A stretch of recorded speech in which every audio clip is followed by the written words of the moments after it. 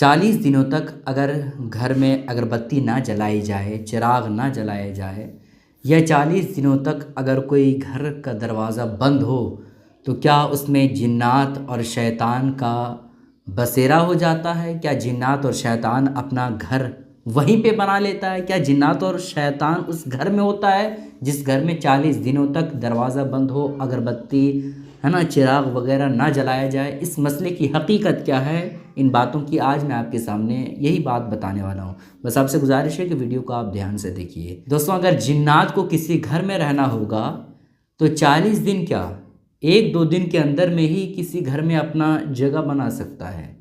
शैतान अगर किसी घर में रहना चाहे तो 1-2 घंटे के अंदर ही उस घर में शैतान अपना घर बना लेता है। 40 दिन तो बहुत दूर की बात हो गई। चिराग से या फिर मोमबत्ती से या फिर रोशनी से इसका मतलब है या नहीं, आइए मैं आपके सामने हदीस पाक की रोशनी में आपको बताता चलूँ। यह हदीस पाक अबू दाऊद शरीफ की हदीस पाक है। हज़रत जाबिर रज़ियल्लाहु तआला अन्हु से मरवी है कि नबी पाक अलैहिस्सलाम ने इरशाद फरमाया कि जिस घर के दरवाज़े को बिस्मिल्लाह पढ़ करके बंद किया जाए उसमें शैतान दाखिल नहीं होता है। ये हम और आप या कोई दुनियादार नहीं कह रहा है, बल्कि नबी पाक अलैहिस्सलाम फरमा रहे हैं कि जिस घर के दरवाज़े को बिस्मिल्लाह पढ़ करके बंद किया जाए उस घर में शैतान दाखिल नहीं होता है। अब आप चिराग घर में जलाएं या ना जलाएं, अगरबत्ती जलाएं या ना जलाएं, अगर शैतान अपना घर बनाना होगा आपके घर में तो घंटे में बना सकता है, मिनटों में बना सकता है, 1-2 दिन में ही बना सकता है। अगरचे आप चिराग जलाते रहें, अगरबत्ती जलाते रहें, रोशनी करते रहें, तब भी बस एक तरीक़ा है बचने का। तरीक़ा क्या है? नबी पाक अलैहिस्सलाम ने इरशाद फरमाया कि घर के दरवाज़े को बिस्मिल्लाह पढ़ करके बंद किया करो।